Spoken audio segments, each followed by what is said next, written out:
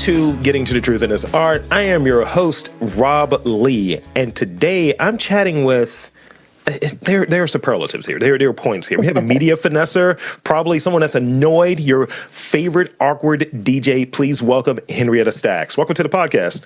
Thank you. Thank you for having me.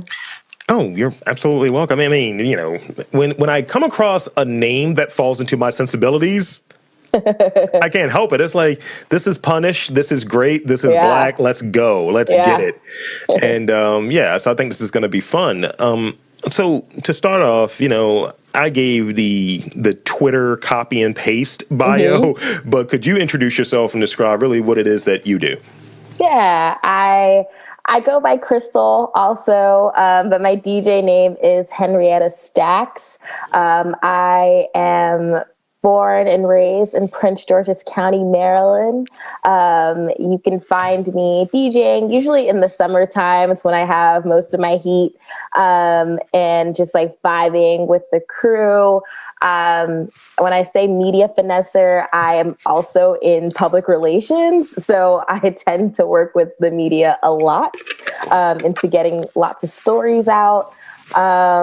And yeah, I just love what I do. I've been DJing for about 4.5 years now.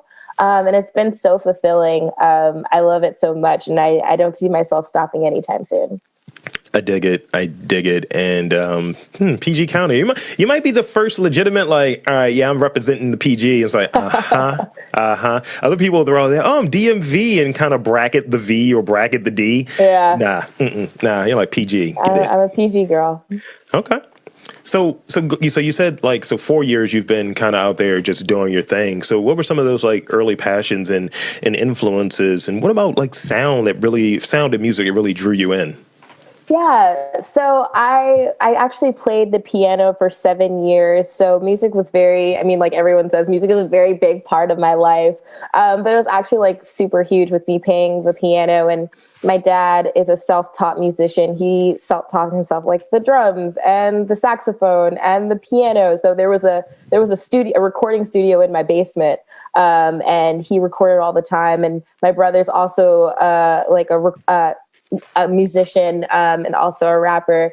So it's been like a part of my life for so long. And after piano, I grew out of that because it was like my childhood. And I figured I wanted to do something that was relatively creative with music. I wasn't like into producing or all the systems and softwares. Those kind of confused me.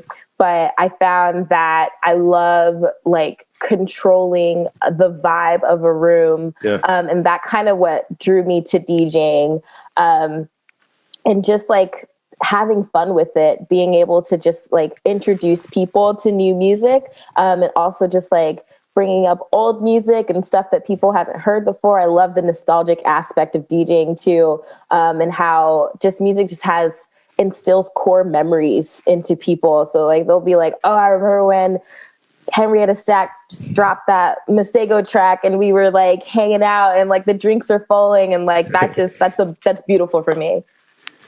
I dig it. Yeah, that is like what I do sometimes when I'm going through it, and I'm like, okay, because I'm one of those thinkers, and you said something there that caught my attention. It's like, all right, you know, controlling the vibe, controlling the room. I put a question that's very trolly that I'm going to add in there later, so it's going to be really funny. So how would you characterize yourself from a performance standpoint? Because, like, you know, I think of DJs, they do different tricks. You have people who have different gimmicks or what have you. I think one guy throws cake at someone. I don't know.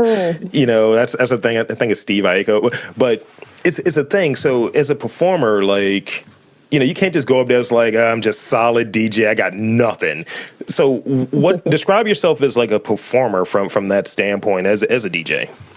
Yeah, that's kind of why I like to call myself your favorite awkward DJ, because I am not quite the performer. I never have been. So like going up and DJing sometimes is like a really big step of like confidence for me. And I'm like, oh gosh, I'm going to have to do this. Even though I love to do it, it's still like, you still get nerves kind of. And there are folks who are like super excited. They're like jumping up and down. They're engaging with the crowd. I am definitely like, I awkwardly keep eye contact with people, and they're like vibing with me, and then like I allow people to like come in front of me, and just like hang out and just party. So it's more about the music and the environment. I'm very particular about the spaces that I do DJ in. So I like that element as well, knowing that I can be like super awkward. But I always make it like super inviting for people.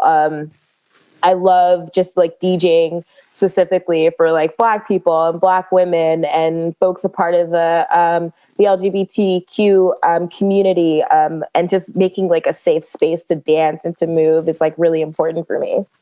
That's great. That's important that people are going out to have a good time, and all of that other stuff that can happen or that has happened in these different scenes. It's like there's no place for it. You know, you just need a big guy like me walking around and just slapping people. Like, hey, you tighten up. Almost like a chaperone, you know, like in high school back in the day.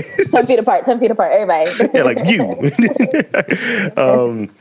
So what do you usually start with when you're prepping a set? Like when you're like, what's the vibe? Those things. What goes into your process and like prepping a set? Because I don't think people really understand that, you know, there's prep work before you're like, oh, I just got these songs I'm going to play. Yeah. I usually like think of the time of day, because sometimes like when you're DJing in the daytime, the whole vibe is different. When you're DJing at night, it's very energetic. So when I'm like thinking about the time of day, it kind of starts like my train of thought. Usually when I begin sets, I like to keep it really light, kind of 90s, early 2000s kind of vibes. And it could be like, I mean, the 90s and early 2000s, like every vibe is within those, like every genre, anything can come out of that. So it's not really specific to the sound. And then, you know, you start to like introduce the crowd to a little bit of newer stuff. Like if I have some new stuff on the docket, I can see how they're feeling it out kind of thing. And then for me, I try not to prep too much, because usually I don't know what crowd is coming in until I actually see them. Like any venue can have their locals, but you kind of never know until like the place is like full and you're like, okay, this isn't even their normal crowd. This is a very diverse crowd. Yeah. So I like to have, you know, everything locked and loaded and you know, really organized. Because sometimes I might be keeping in that early 90s like vibe genre if everyone is rocking with it. You know, I don't want to mess up the vibe, but I said, I try to introduce new stuff. I try to introduce like some old stuff, like some old school, like disco and all the stuff that I listened to growing up. So, and just to get like people's feel of music, like I'll drop in little things every now and again, you know, like I'll play some like Donna Summers, but then I'll see how they're feeling about some Big Time. It's like, it could be like anything, you know, I want to like test the waters and see like how people react to it. Cause you can switch from song to song, but if you see people are vibing with one thing, like you can continue to play it for a little bit longer, and just like keep it going. Yeah, I mean, I would imagine if you go to like a venue, you're not really having like a gauge on like who's there and what the vibe is. You're like, where did all these Amish people come from? What am I doing here? Or even, you know, I think it's almost like an editing process from this performance standpoint, right? Where, you know, I'll do this, and it's like, you know, like I told you a little bit beforehand, like I've made some changes to questions or what have you, just so you're not thrown off completely. But it's like, oh, okay, but it's still in the vein. It's not like I'm like, yo, what's the meaning to life? You know, I'm not asking you that, but I'm asking you stuff that's in the vein. And as you're going through the process, you pivot and you see what things look like. Because, you know, the questions that I have from this standpoint of prepping and having some idea of what I really want to do and what I'm trying to get out of it, you have what you're trying to accomplish, but really, if you're having like a nice conversation that's about like 90s cartoons, you're like, I'm not switching from that. I'm going to keep talking about that. And it's big to really know ultimately, I guess, what your audience is and what and marrying that with what your intent is. For sure. So you were talking about kind of working in some new artists when it seems fit, right? So how do you stay up to date? Because there's a lot of stuff floating around. How do you stay up to date on like current and emerging artists? Yeah, I mean, like there's so much music around, and there's so many like ways to get music. And it can be like super overwhelming at times. Sometimes too much music. It's too much. Like I'm like, I try to like listen to all my new releases, and I'm like, I need to sit down with like something to like actually see if I like it. I'm just like listening through stuff, which is like not always really good. But I find new music like through all places. I think Spotify has like the best algorithm when it comes to streaming services. So like just like the way I listen to music, like a bunch of new artists pop up all the time that I haven't heard about. Some of my favorite playlists that I know are kind of geared towards like the music that I like to DJ. For example, the Pollen playlist on Spotify is so good. And I love keeping up to date with that one. SoundCloud, I still use SoundCloud when it comes to finding emerging artists, because people still use SoundCloud. Yes, they do. And they don't have to like copyright everything, so it's like it's good to have on SoundCloud. And I keep up to date with that. I've also found that I'm a new person on TikTok, and there are so many artists putting their sounds on TikTok, and I'm like, holy crap, like I need to like get in touch or like find where their SoundCloud is or something like that. But yeah, those are just like some of the ways that I get music. My friends like to send me music all the time. And then I just like kind of search around a little bit. Like, I'll make a playlist, honestly, of like all the things that I like. And like, I'll take those suggestions at the bottom of the playlist and like keep listening to those and like new stuff. Yeah. But yeah, I have another friend who's a DJ in New York, and he updates this one playlist of just like all these random artists that he finds. So it's like, it's very convenient actually, because I can just like listen to it in my car, and that's awesome. But definitely lots of streams of music that is always flowing around me. Yeah, there's some overlap. I feel like there's a connection, a little simpatico there, because I'll go through like, some people send me stupid reels and things. I'm like, yo, what song is this? Yeah, it's like, let me look this up. And the feature of Spotify, even though screw Spotify for their Joe Rogan stuff, but still Spotify, where you can put in parts of a lyric, and it's like, oh yeah, here's the song. And it's like, because a lot of times you'll hear a thing that's in a reel, and you're like, all right, you're playing the good part, but what's the rest of the song? And Shazam also, if I'm in a car that I'm not familiar with, it's like, what's this? But it sucks though, because I like freestyle music, like the old. It shows you how old I am, by the way. I like freestyle music, right? And I'll run into this thing where it's like, these songs don't have names. It's just like, Lost Lovers in Spanish #4 from 1987. It's like, this is great, but I can't find it, so I have to do like deep dives through things. And but it's kind of one of those puzzles. Like, I love looking and discovering music or rediscovering music, and I get hooked on a melody really quickly. And like, it's this video, I think it was at Virgil Abloh's memorial, and it's like Kanye West and Pharrell sitting there, and it's this French song that's playing, and kind of they're vibing at it in different ways. Like, Pharrell is vibing on the vocals, and Kanye's vibing on the I think the percussion. And after watching that, I was like, yo, this is how I listen to music. I listen to it a little bit both. So yeah, it's really cool. And like house music. I might be sending you some suggestions, because I've really gotten into house music recently. So, and it kind of falls on brand for June coming soon. Absolutely. That's summer music. So tell me about taking time to reflect, because I think as a creative, as an artist, and as an entrepreneur, kind of being in these different spots, we don't have time to reflect on like life, reflect on like what we've done, whether it be performing, whether it be just like just going through a long stretch of work. Tell me about that. How does reflection look for you, and like, do you set up times to really reflect on the work you've done? Yeah, I definitely do. People really don't find me DJing in the colder months because I know that I burn out really easily, especially like I DJ and then I overextend myself with everything else happening in my life.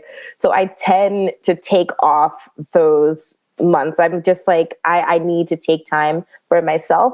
And I definitely like to reflect on like my skill and like how I see myself like moving in the forward with my DJ career. I took some time during like the early days of the pandemic and just realizing that I really wasn't DJing what I wanted to be DJing. I had learned, and I had my mentors, my education was like very hip hop oriented. And I totally enjoy hip hop music and that environment because it's what taught me how to DJ. But I realized that like I wanted to be DJing other genres. Like I wanted to curate other spaces that wasn't that. Not saying that I would never curate those spaces anymore, but I was more interested in crafting spaces where house music was accepted, disco was accepted. Like it, it was more natural for me to do that because I would sneak in songs sometimes. I'm just like, all right, they are not rocking with it, and have to go backwards. But I did take a lot of time to reflect on like, what is it that you really want to be playing? What is the vibe that you want to curate? What are the events that you want to throw? And just thinking hard about that and how I see like the audience that I need to curate and moving forward. So I do take time to like really think and write down. I'm a person who loves a mood board. I make a lot of mood boards. It's really weird. And I make a lot of playlists and things that just like help me to envision what could this potentially look like. I do that and just rest in general. It's just super important for me to do my work. I feel like I have to be well rested in order to go out and perform. I've DJ'd tired before and I hate it. It sucks. I'm like, I'm not engaging with anyone. I feel like this is like a task and it's usually not. It's like one of the things that I love to do. It's like, I just want to, get off the set and like go home and go to bed. So I definitely value my rest so much more, especially like way back when I was doing like 2 or 3 sets a day. I'm like, this is not like healthy. Like go home and go to bed. You definitely need your rest. Yeah, that's really true. I've run on this hot streak of doing the day job and then doing like 2 to 4 podcasts some days. And, sometimes it's just a lot. You don't realize it's a lot until you realize it's a lot. It's like, oh, wow, boom. So I'm going to just cancel everything for the rest of the week. I need to chill. I need to like eat some French fries and chill out.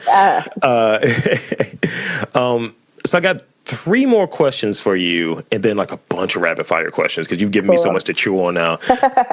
So this is a new question I've added because I think it's worthwhile to really check into, especially from people from a certain like space or what have you. And people say, oh, it's this, or it doesn't have this. This is the culture here. So could you describe the real culture of the environment you're in, let's say PG County, DMV? What does that look like for you? But could you describe it in like 3 words?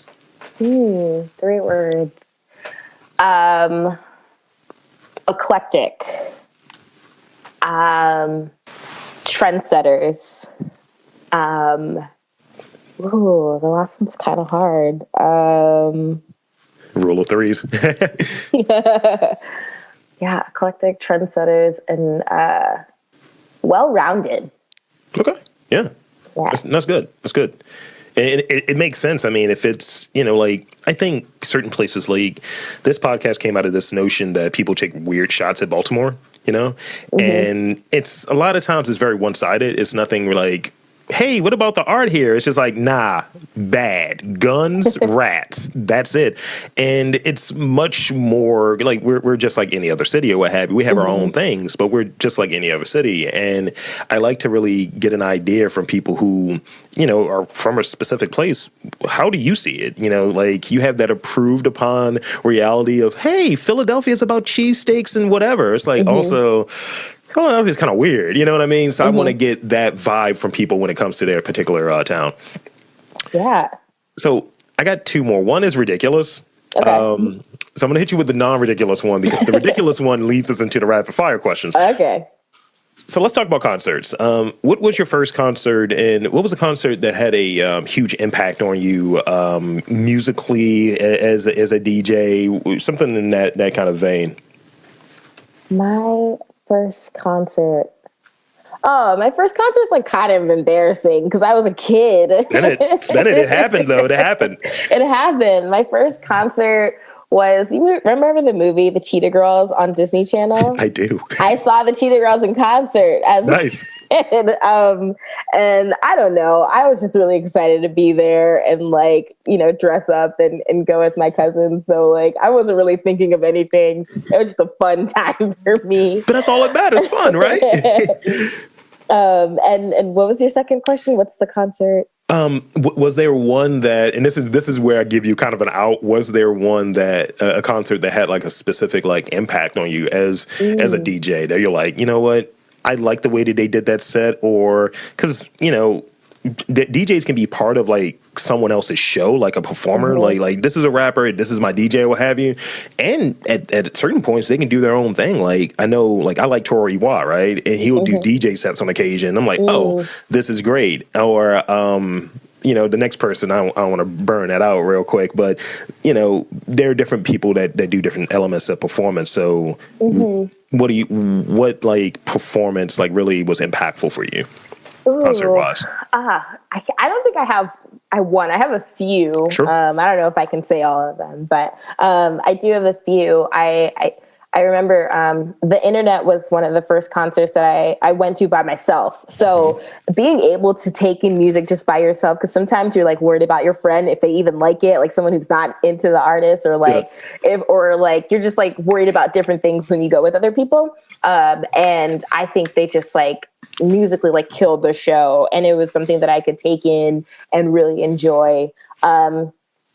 I would say my other one would be Thundercat. I saw Thundercat in like 2017 or something, and just the way he uses like different synthesizers and like really cool like things like beat pads and stuff like made me really interested in that. I'm still like dipping and dabbing in that like area. I haven't really like actually mastered it, but it's something like super cool that I thought that I could bring into DJing, just adding like another element to like what I do. So that was really eye-opening. And then I saw Joe K and Selection, like that performance. I think that was like 4 or 5 days before I decided I wanted to be a DJ. And I actually so that was super cool. And that was like a full circle kind of moment for me. I was like, I hadn't really thought too much into DJing, and then I took it like really hard, like right after I finished seeing Joe K. So that was really cool. Dope. So now it's kind of the beginning. This is a pre-rapid fire question just to kind of get you ready and prepped up for, because a lot of people get nervous. I'm a little scared. So every year, for the last few years, there's a video on YouTube that we all like to watch. Have you ever had a Catronata like boiler room situation where you're, you know what I'm talking about, right? Yeah. Yes. Where just people are just in the way, and it's like, hey. In the way. I've never had that specific kind of situation, but I've had like people trying to have like full on conversations with me during a set. It's like, how are you trying to talk to me? Like have a full conversation. And it's never somebody I know. It's never like something that's important. It's like, it's something that just like comes top of mind to them. And like, I don't know, just want to have this like crazy conversation. It's funny where like I've had a few situations where I'll do a live pod and you're trying to do the performing thing. You're trying to do the, hey man, but I get caught and it's like, what the hell are you asking me, bro? Like, what do you want? I had that recently where it was a person that was really into this movie review that I was doing. And I'm like, we're not having a conversation. I'm on stage with a microphone. Can we act accordingly? So yeah, it's the thing, but I do appreciate that people are there and they're enjoying it and they feel that level of connection that you want to go and just like, no one talk like no one is watching, Yeah. All right. So I feel like we've got to know each other a little bit. I feel like we've established some goodwill. Now it's time for some real rapid fire questions. All right. We'll start off with this. Favorite Liberian food? Oh, okay. What is my all-time favorite? Because So I read that was in your background. That's that you have some. That's descent, right? Yeah, yeah. My parents were born and raised in Liberia, and then came here in the 80s or something. But I would say overall, I mean, like, there's the classic cassava leaf, which is like a dish with like cassava leaves, obviously. And it's like boiled down and seasoned really good. It's like chicken and beef and shrimp and all types of stuff can go in there. And that's like delicious. Yeah, I would say that's like my top one, but like I am not picky. I love so many of them. And like, I just love like the authentic food from like I just love going to my aunt's house and just like sitting down and having like a whole meal, and it's just fulfilling. I love it. You're making me jealous right now describing food because I'm on a fast and I'm like, I shouldn't ask that question. Now I'm hungry. It's like, yo, I need some stuff. Yeah. So now these are going to get progressively faster as we do these. Okay. What is a recent addition to your playlist? Like you were mentioning Spotify earlier. What's the last song that you've added or last song that you listened to? Playlist. I don't remember what the last thing I added. Oh no, I do. Baby Cakes by Mir Masa and Pink Pantress is in there and Lil Uzi Vert. It's really cute. I love that song. Nice. Describe yourself in 3 emojis. Ooh, the one that's like smiling with like all the hearts around the face. I'll say the maybe the orange. Yeah, I eat a lot of oranges. that vitamin C. And the upside down smiley face. Yeah, I'm one of that. I've seen like the new emojis out. I'm the one that's like the dotted face that's blank. It's just like that. It's like I don't know how to feel about any of this. If you asked me if the new ones dropped, I would have been like the disco ball because I can't wait to use that one. That's fire. Famous last words. I know it's a little morbid, but it's always interesting to see what someone will put out there. Is it like last words for me, like sure, that someone else has said, or like my own last words? Like if you had the choice, what would your famous last words be? This isn't funny, guys. I'd say this isn't funny, guys. Really? That's okay. That's great. That's great. And I like the way that you delivered it, by the way. So snaps to you. Quote unquote, this isn't funny, guys. Okay, but lastly, and this is one I added because I thought it was really funny because I know a few DJs that have done this, and I was like, this is great. Do you troll people with either a beat drop or switching songs at really weird times? I try not to, because I think I hate it. Like when I'm like, oh, okay. Or when like people play like the wrong version of a song. It's just like, oh my goodness.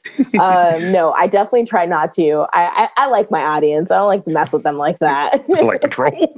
Never let me be a DJ. It's just like, yo, why is he playing like all of these Pokemon renditions of songs? It's like, can he stop? So that's literally all the questions that I have. But I want to thank you for being on the podcast. Absolutely. And 2, I want to invite and encourage you. Tell the fine folks where to check you out, your social media, all of that good stuff. Yeah, you can find me on Instagram and Twitter at Crystal Alma. Crystal Alma, one word. ALMA is my middle name. And also on SoundCloud under Henrietta Stacks. I definitely need to update that, but you can listen to some of my old mixes, and they're still really relevant. I still listen to my old mixes, so definitely enjoy. It's wonderful. So I want to again thank Henrietta Stacks, Crystal Williams for coming on to the podcast. And I'm Rob Lee saying that there is art, performance, all of that good stuff in and around your city. You just got to look for it.